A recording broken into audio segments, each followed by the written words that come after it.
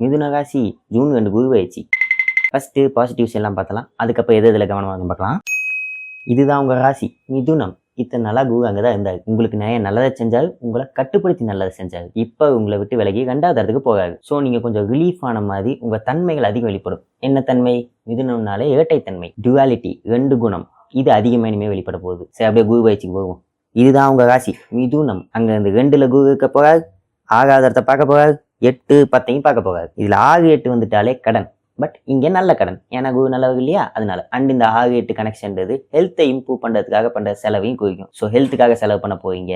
Next 10ஆம் இடத்தை பார்க்கறதுனால தொழிலுக்காக செலவு பண்ண போவீங்க, கடன் வாங்க போவீங்க. அந்த மாதிரியான விளைவுகளை ஏற்படுத்தும். அண்ட் குரு 2ல இருக்காரு. குரு ஒன்றும் உங்களுக்கு ஃப்ரெண்ட்லி பிளானட் கிடையாது. ஸோ இந்த 2ஆம் இடத்து வேலையான தனம், வாக்கு, குடும்பம் இதெல்லாம் ஒரு கட்டுப்பாடை ஏற்படுத்திடுவார். வருமானத்தை கரெக்டாக யூஸ் பண்றது, குறிப்பா 6, 8 கனெக்ஷன் கடன் வரதுனால வருமானத்தை ரொம்ப பார்த்து கரெக்டாக செலவு பண்ற மாதிரியான நிலைகள் ஏற்படும். அட் த சேம் டைம் பணமும் வரும். குடும்பத்துல சில ரூல்ஸ் ப்ரொசீஜர்ஸ் எல்லாம் புதுசு புதுசா வரும். அண்ட் வாக்கு, யாருக்கு முடிஞ்ச அளவுக்கு வாக்கு கொடுக்க வேணாம். கொடுத்தா என்ன மறுபடியும் செலவு இழுத்துருவாரு, அதுக்காக அலைய மாதிரி இருக்கும். எதுக்கு?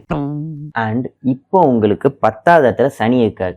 அவரை குருவும் பார்க்க போறதுனால சொந்த தொழில் பண்ணலாமா அந்த மாதிரியான எண்ணங்கள் எல்லாம் அதிகமாகும். பட் அந்த மாதிரி டிசிஷன்ஸ் எடுக்கிறதுக்கு முன்னாடி உங்க லக்னம் என்ன, இப்போ உங்களுக்கு என்ன தசா புத்தி போயிட்டு இருக்குது, இதெல்லாம் தெளிவாக கால்குலேட் பண்ணிக்கோங்க. ஏன்னா பொதுவாக மிதுன ராசிக்காரங்க 2 வருஷத்துக்கு மேல ஒரு இடத்துல இருக்கின்றது அபூர்வம்.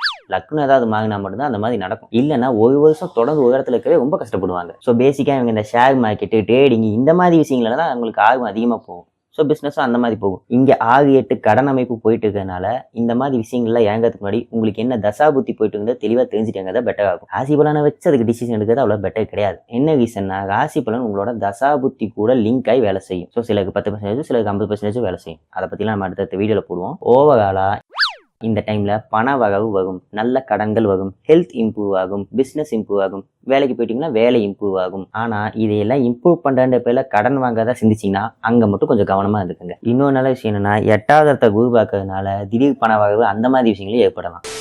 இந்த ராசி பலன் வீடியோஸ் எல்லாம் தாண்டி ஒவ்வொரு ராசியும் ஏன் அந்த கேரக்டரிஸ்டிக்ஸ் அவங்களுக்கு வருது அப்படின்றத டீட்டெயிலான வீடியோஸ் இனிமேல் நம்ம சேனல்ல வரும். ஸோ இப்போ லைக் பண்ணிக்கோங்க, ஃபாலோ பண்ணிக்கோங்க, ஏதாவது கமெண்ட் பண்ணுங்க, யாருக்கா ஷேர் பண்ணுங்க. ஓகே, பாய்.